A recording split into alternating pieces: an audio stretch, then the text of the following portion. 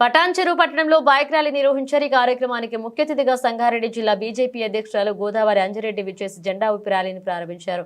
అనంతరం ఇరువురు మాట్లాడుతూ బీజేపీ రాష్ట్ర నాయకుడు కేంద్ర మంత్రి కిషన్ రెడ్డి పిలుపు మేరకు తెలంగాణ ప్రజలను అబద్ధాలతో మోసం చేస్తున్న కాంగ్రెస్ పార్టీ విలువలు తెలంగాణ ప్రజలకు తెలియాలని సుమారు 400 బైక్లతో భారీగా ర్యాలీ నిర్వహిస్తూ కాంగ్రెస్ గ్యారంటీల గారడి 6 అబద్ధాలు 66 మోసాలుగా మారింది.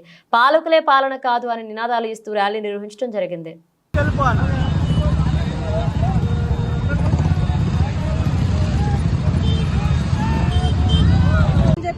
మహిళలందరినీ కూడా మోసం చేసి ఈ రోజు ఉన్నది వాయే ఉంచుకున్నది వాయే అనే విధంగా ఆ 2500 లేవు, ఈ 4000 లేవు. ప్రజలు లబోదిబ్బో మొత్తుకుంటున్నటువంటి సందర్భం ఈ రోజు తెలంగాణ రాష్ట్రంలో ఏర్పడింది.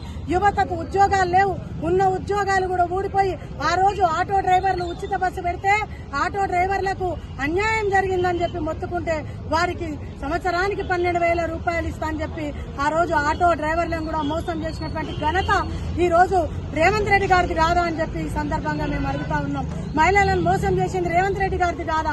ఈ రోజు ఒక్కరికి కూడా ఒక తెల్ల రేషన్ కార్డు ఇవ్వకుండా, ఆరోగ్యశ్రీ లేకుండా ఈ రోజు సెంట్రల్ నుంచి వస్తున్నటువంటి గురుకుల పాఠశాలలకు వస్తున్నటువంటి నిధులన్నీ కూడా సెంట్రల్ పార్టీయే అయినా కూడా ఈ రోజు నిధులు వస్తున్నా కూడా ఆ పిల్లలకి సరి అయినటువంటి భోజనం పెట్టకుండా తెలంగాణ రాష్ట్రంలో ఇప్పటి వరకు గురుకుల పాఠశాల విద్యార్థులు 51 మంది చనిపోతే 800 పైసలకు ఈ రోజు హాస్పిటల్ పాలైన మాట వాస్తవం కాదా అని చెప్పి నేను రేవంత్ రెడ్డి గారిని అడుగుతా ఉన్నాం.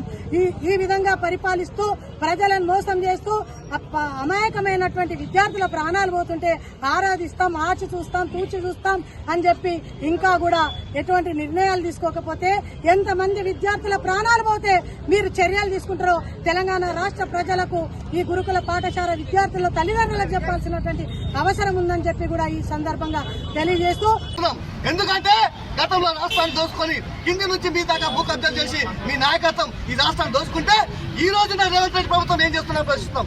ఈ రోజు రేవంత్ రెడ్డి ప్రభుత్వం కానీ, జిల్లా మంత్రులు కానీ, స్థానిక ఎమ్మెల్యే కానీ ప్రజలకు జవాబు చెప్పాల్సిన అవసరం ఉంది. మీరు ప్రజలకు చేసింది ఏం లేదు, ప్రజలకు సౌభాగ్యం చేసింది ఏం లేదు, ఇక్కడ సంక్షేమ కార్యక్రమాలు అమలు చేసింది లేదు, ప్రజలకు చేసింది ఏం లేదు. కేవలం మీరంతా భూ కబ్జాతో గతంలో కేసీఆర్ ప్రభుత్వం నడిపిస్తుంటే ఇప్పుడు కూడా రేవంత్ రెడ్డి ప్రభుత్వం మరి ఇలా మొదలైంది. భారతీయ జనతా పార్టీ పోరాటం మొదలైంది. మిమ్మల్ని నిద్రపోనీయము, మేము నిద్రపోము. మీరిచ్చిన హామీలు ఇస్తారా లేదంటే గద్దె దిగుతారా? మిమ్మల్ని పొందబెట్టి మీకు గోరి కట్టేదాకా భారతీయ జనతా పార్టీ పోరాటం చేస్తుందని ఈ సమావేశం ద్వారా మీ అందరినీ కూడా ఉద్దేశించి మరి ఈ హెచ్చరిక జారీ చేస్తా ఉన్నాం అనే విషయాన్ని మరి నేను తెలియజేస్తూ భారత్ మాతాకి